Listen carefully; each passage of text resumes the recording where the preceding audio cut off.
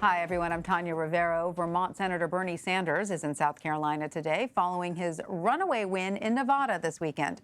With 100% of precincts reporting, Sanders won the contest by a wide margin. This victory was enough to move him into the lead in national delegates. In an interview with Anderson Cooper for 60 Minutes, Sanders acknowledged his new place in the Democratic field. After your entire career, to now be the front runner of the Democratic Party. Yes, that is a bit shocking. I will agree. I will agree with you there. The Democratic Party has moved to you, if anything. In many ways, they have. And the ideas that seemed radical 4 years ago are now kind of mainstream. But this race is far from over. The next month represents a crucial stretch that will make or break the remaining campaigns. This week, the focus is on South Carolina. Tuesday night at 8 p.m. in Charleston is the next Democratic debate. That is airing on CBS News and CBSN. Then on Saturday, voters head to the polls for that state's primary. With 54 delegates at stake, it is the largest of the 4 early states. Just 3 days after South Carolina comes Super Tuesday. 1/3 of all delegates are up for grabs this day, making it one of the most important days in the race. A week after that, 6 more states head to the polls. The largest prizes then are Michigan and Washington. Bernie Sanders won both of those primaries in 2016. And if you thought we were done, think again. Later in March, nearly 600 delegates are available across 4 states: Arizona, Florida, Illinois, and Ohio. So let's bring in Caitlin Huey-Burns, Antjuan Seawright, Anthony Salvanto, and David Drucker. Caitlin is CBSN political reporter. Antjuan is a CBS News political contributor and Democratic strategist. Anthony is CBS News Director of Elections and Surveys, and David is senior political correspondent for the Washington Examiner. Welcome to all of you. Anthony, let me start with you. A new CBS News battleground tracker came out Sunday. Where does the race stand at the moment? Here in South Carolina, Tanya, good to talk to you. It is Joe Biden clinging to a 5-point lead, but the context for this, as he leads Bernie Sanders, and I should also mention Tom Steyer right behind them, context for this is that back in the late fall, Joe Biden had a almost 30-point lead here. And the difference that we've seen between then and now, one of the reasons that that lead has shrunk is that Joe Biden's support among African-American voters has also shrunk. And he's now had to share that lead with Bernie Sanders and Tom Steyer, both of whom are closer on his heels among that key voting bloc. They'll be about half, they'll be more than half of the electorate here. So, and that poll, I should add, Tanya, was done before the Nevada caucuses, where, as you mentioned, Bernie Sanders did so well. So this debate is going to matter a lot. 2/3 of Democrats tell us that they're going to watch it, so that's a big audience. And then we'll see what happens next, during the primary itself. All right, Antjuan, in just a moment, I want to ask you about that shrinking black support for Biden that Anthony was just talking about. But first, Caitlin, Biden was asked about his standing in South Carolina while leaving an event in Charleston earlier. Let's listen to his response. How do you expect Saturday to go? Well, look, that's for you pundits to decide. I feel good, ready to go, and I think we're going to do fine. Do you think Bernie Sanders is the front runner in this race right now? I'm not going to look, you all can, the answer is I'm going to do well here. So, Caitlin, he's saying he's going to do well, not necessarily win. So is he setting a different expectation now? I think it's safe to say that Joe Biden has to win here in order to stay viable. As my friend Antjuan likes to point out, South Carolina is the gateway to Super Tuesday. You cannot win the Democratic nomination without being able to show your broad support here in South Carolina. So I have learned a little bit from you over the past few months. You're becoming. But Joe Biden cannot make a case for moving forward unless he gets a first place finish here. And this comes as Bernie Sanders is kind of on his heels. You saw the battleground tracker poll. Bernie Sanders has already demonstrated in Nevada that he has what it takes to build a broader coalition of support among a more diverse electorate. This is now Joe Biden's time. Remember, over the past several months, really since the start of his campaign, Joe Biden has been describing South Carolina as his firewall. Even if he doesn't do well or didn't do well in the early states, once he got to South Carolina, they maintained that this would be the place where the campaign really starts. So he can set expectations, but really, if you look at the math and the path moving forward, if he doesn't place top here, it's really difficult to make the case then in Super Tuesday states, and especially if Bernie Sanders comes in first here. I think many Democrats would argue that it's game over. So, Antjuan, I want to turn to you as the expert in Democratic South Carolina. Joe Biden is still leading with black voters in South Carolina, but as we were discussing with Anthony, the race is much closer than it used to be, according to these polls. So in November, he had the support of more than half of black primary voters. Now it's just over a third. Can you tell us why his support appears to be slipping? Well, I think politics, and I think the vice president understands this, is a game of ebbs and flows. And I think he's experiencing that firsthand. We've seen other candidates experience that. The difference between them and Joe Biden is the relationships and the trust factor he has among African-American voters. I'm totally convinced that there will be a point of consolidation with African-American voters by the time Saturday ends at 7 p.m. when the polls close, and he will be likely the winner here in South Carolina. At the end of the day, this is a trust election, this is a durability election, and a reliability election. Black voters have proven time and time again, one, we're not monolithic, but two, we will stand behind the people who have stood with us. And I think that's been the narrative for Joe Biden, even though he may have had some slippage other places. All right, so Caitlin, in 2008, Barack Obama won 78% of black South Carolina primary voters. In 2016, Hillary Clinton won 86%. So at 35%, is Joe Biden's support with black voters strong enough to potentially shoot him back to the top of the race? It could potentially. We have to note, however, that in that battleground tracker poll that Anthony mentioned, he has dropped nearly 20 points with black voters. And that's significant because you've seen candidates like Tom Steyer and even Bernie Sanders a little bit gain in that battleground tracker poll. So this has been his firewall. Are there cracks in that firewall? We'll have to wait and see. But, you talk to voters on the ground here, and there is a deep and abiding love for Joe Biden. That is clear. And you notice that, too, when Joe Biden comes to campaign in South Carolina. He's kind of like a different candidate. He really, it feels like it's a homecoming for him a lot of times. We've seen him a lot on the stump here, and he feels very comfortable here. So they are looking to consolidate that support, certainly. Tanya, can I make one point? Please, Antjuan. The one thing that the Biden campaign has been consistent about is coalitions. And while African Americans may be the nerve center of his coalition here in South Carolina, you have to remember there are working class white primary voters. There are some moderate primary voters who have just as much love and affection for Vice President Biden because of what and who he has been to South Carolina. And I think when the game is on the line, every constituency matter, every play you run matter, and everything you do in the grand scheme of things matter. And I think consolidation of a diverse coalition will be critical to him. Now, the real fight in this state, Caitlin, is for second place. And I think the person, whether Steyer or Sanders, who grabs the second place narrative will try to use that to transfer momentum and money going into Super Tuesday, where it will become the wild, wild west of politics, or in sports, March Madness. All right, David, I want to turn to you now. In an interview with CBS this morning, South Carolina Republican Senator Tim Scott offered up his read on the Democratic field. And here is part of his conversation with Gayle King. Let's listen.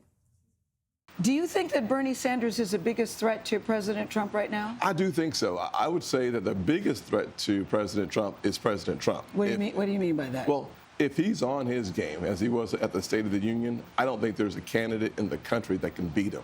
If there is a second choice other than himself, it would be Bernie Sanders. Bernie Sanders brings that outside game in a similar fashion that President Trump did in 2016. You think Bernie Sanders would be the hardest candidate for Donald Trump to beat, and who would be the easiest? The easiest would be Mike Bloomberg. Mike Bloomberg has been so provocative. He has so many challenging story headlines. The narratives for, as President Trump calls him, Little Mike, would be easy for President Trump to take.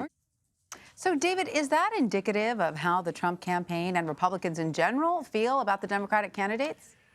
Well, not necessarily. Look, I've talked to a lot of Republicans who are very, very pleased at this idea that they get to run against Bernie Sanders. They think that the matchup between Trump and Sanders from an ideological standpoint, from a values standpoint, matches up very well. They also look at the suburbs where Republicans have been bleeding support, and we saw what that looked like in 2018. and they feel like Bernie Sanders leading the Democratic ticket would give Trump a chance to recover a lot of lost ground in the suburbs. It's not because suburban voters, and especially women, would look at Trump with a different sort of lens and decide that they like him. It's just that they would look at the agenda that Sanders is selling, and they would decide that they're going to stick with Trump, especially when an economy like this, albeit reluctantly, rather somebody like Bernie Sanders, who they would fear would tax them to death and make a whole lot of other changes that they're just not all about. One of them is losing their private health care. As a Republican strategist told me for a story I reported today, suburban voters aren't interested in a revolution. They want changes, they want reforms, they don't want the country turned upside down. And that's one of the reasons why some of the other candidates, whether it's Bloomberg or Biden, are very appealing to suburban voters. They'd like some sense of restoration where Washington wasn't as chaotic, where it didn't feel like there was some daily soap opera, or they had to shield their kids from the television every time the president was on TV.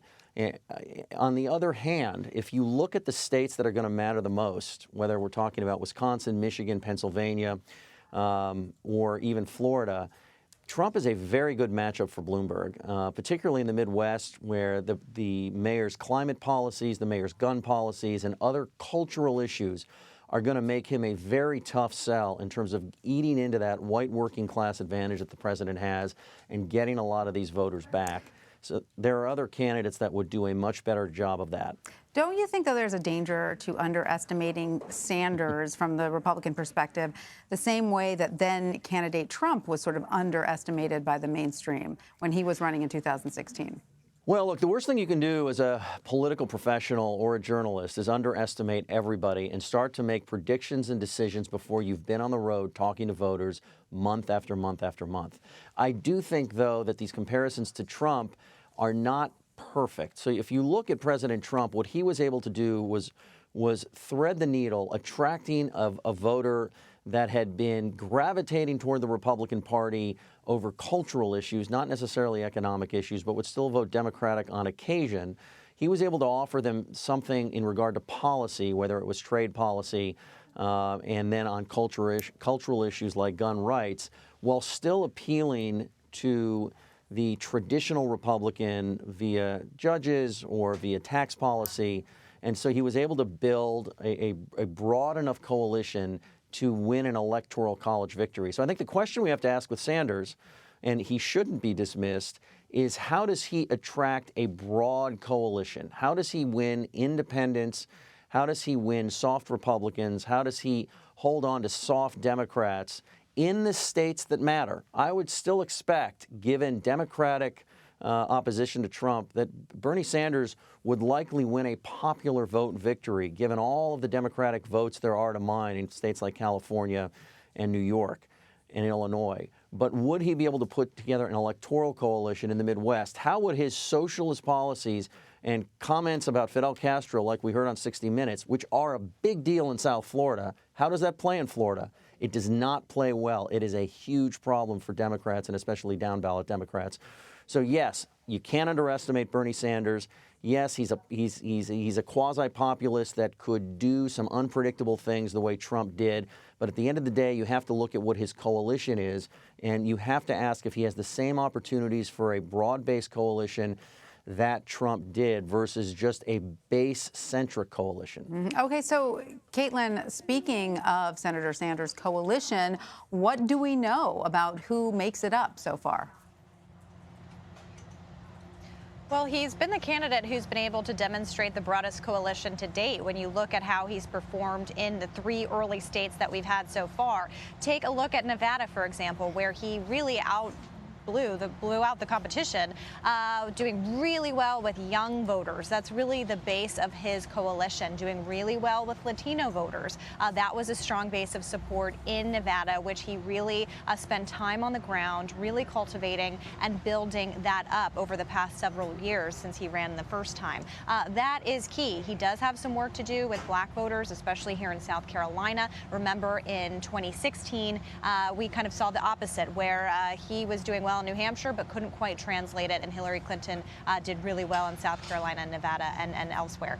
So that's kind of what he's looking at. But when you look at all the other candidates, I mean, they have not been able to demonstrate, when you're looking at what actually counts, and that's these actual contests, none of them have been able to demonstrate the coalition that Bernie Sanders has. Now, that could change, of course, if Joe Biden does well here in South Carolina and what the Super Tuesday states hold. All right, so Anthony, how difficult will it be for any other candidate but Sanders to take over the delegate lead if everybody stays in the race?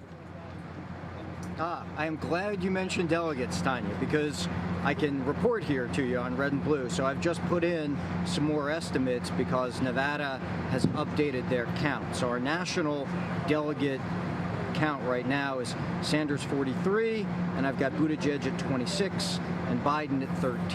Now, obviously, it's early, but Sanders clearly is the delegate leader now based on that, the Nevada results giving him that little boost.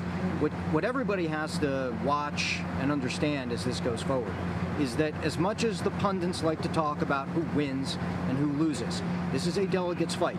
And the Democrats will be giving out delegates here in South Carolina and in every other state to just about everyone who gets more than 15% of the vote. That sounds like a low bar. It can be, right? So what will happen is, in every congressional district here and in all the other Super Tuesday states, in each of those, there will be delegates to be won.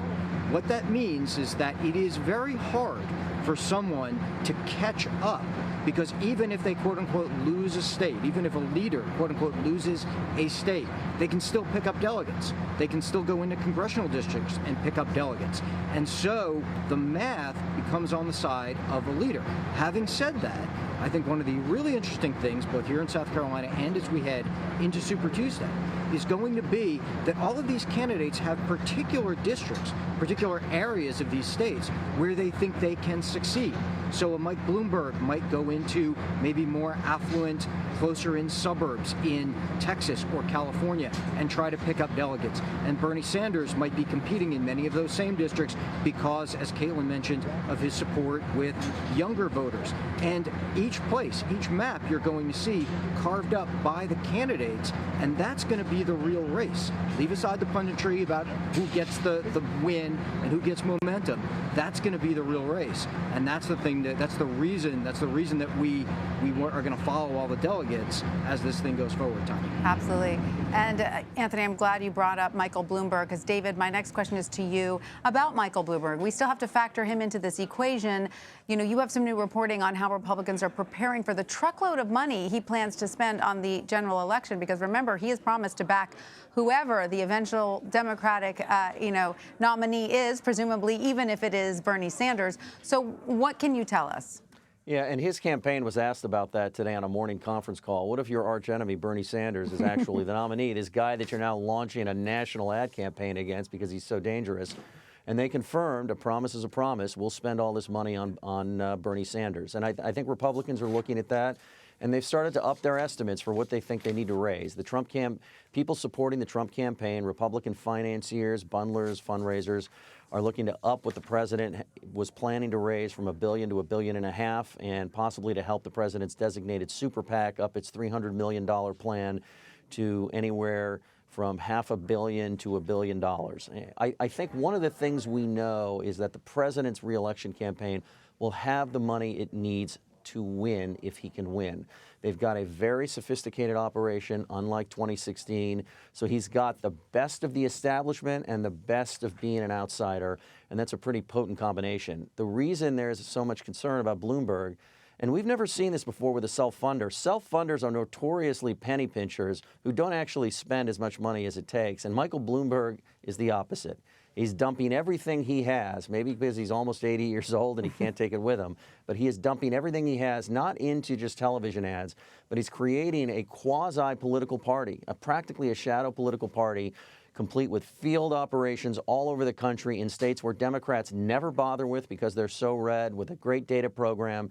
And it's the kind of campaign, whether it's him or whether he wants to spend it on another nominee, where they could go and create trouble in a state just for kicks to see what they can do. And all of a sudden, Republicans have to worry about shedding some votes. Maybe not losing a state, but they may not want to lose the popular vote by worse than they did in 2016, even if they're headed to an electoral college victory. And maybe spending all of that money, if conditions change, and we've seen how dynamic campaigns can be, all of a sudden creates a scenario where the president's on defense when they didn't plan to be. And so this is why Republicans are very concerned about Bloomberg. He's spending a lot of money, and they believe so far he's spending it pretty smartly. All right. Very interesting discussion. Caitlin Huey-Burns, Antjuan Seawright, Anthony Salvanto, and David Drucker. Thanks to all of you for joining us. We really appreciate it.